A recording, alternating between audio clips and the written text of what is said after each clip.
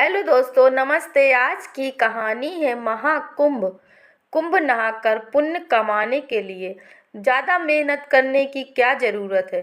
बस पैसा फेंको और पुण्य कमाओ। सब माया का माया जाल है।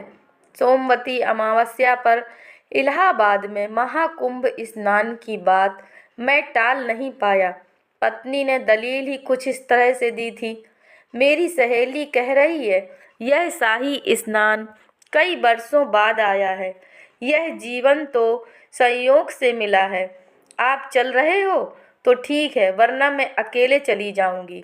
सोमवती अमावस्या पर देश विदेश के महंतों, संतों, साधुओं के स्नान के बाद संक्रांति स्नान और अमावस्या स्नान भी कर लें तो जीवन का महापुण्य कमा लेंगे। श्रीमती ने अपनी दोनों बात भी मुझसे स्वीकार करवा ली।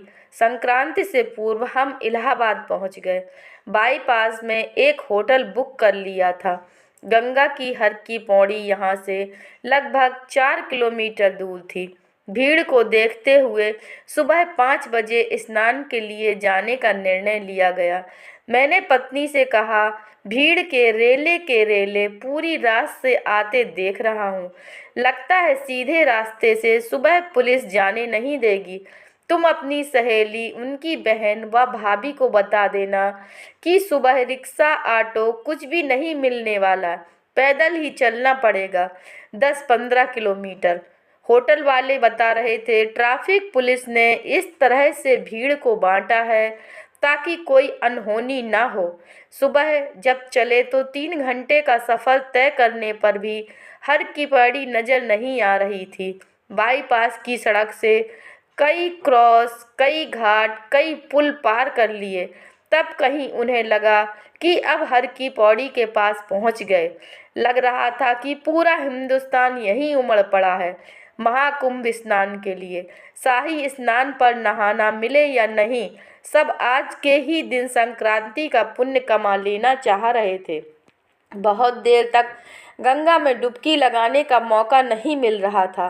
सुरक्षाकर्मी जबरदस्ती 2-4 डुबकियों के बाद लोगों को बाहर खींच रहे थे। चलो चलो, औरों को भी स्नान करना है।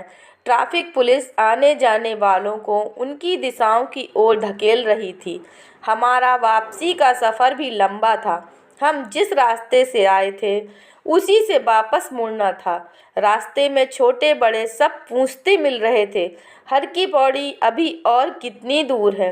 चलते चलते पहुंच ही जाओगे। इस उत्तर से दूरी स्वयं पता चल रही थी।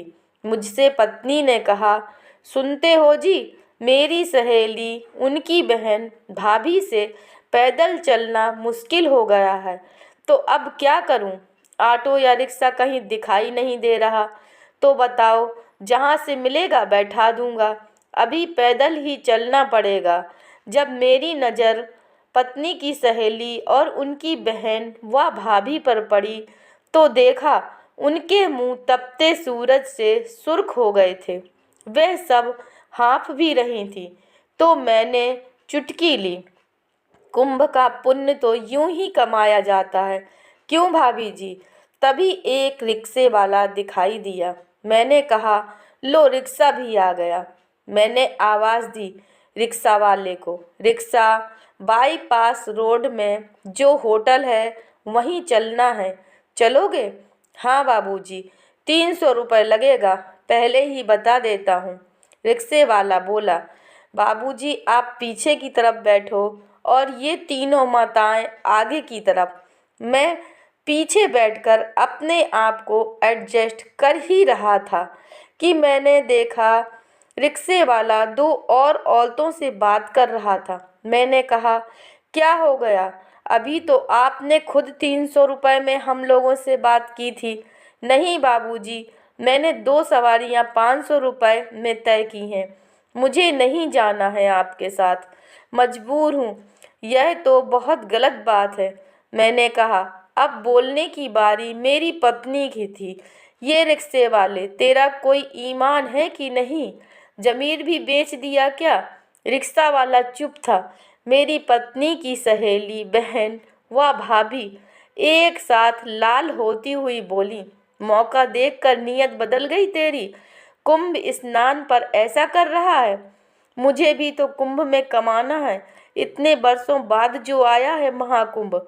कमाना महाकुंभ, नहाना महापुण्य है बेटा। पर अब यह तो पैसे की चमक है। पैसा फेंको और तमाशा देखो, मैंने कहा। और रिक्शे पर बैठी सवारियां झेप गईं। अगले ही क्षण रिक्शे वाला हवा हो गया। मेरी पत्नी, उसकी सहेली, बहन और भाभी महाकुंभ का पुण्य पाकर जैसे तैसे स्टेशन की ओर बढ़ रही थी। दोस्तों, अगर यह कहानी आपको पसंद आई है तो कृपया लाइक कीजिए, शेयर कीजिए और चैनल पर नए हैं तो कृपया चैनल को सब्सक्राइब कीजिए। धन्यवाद।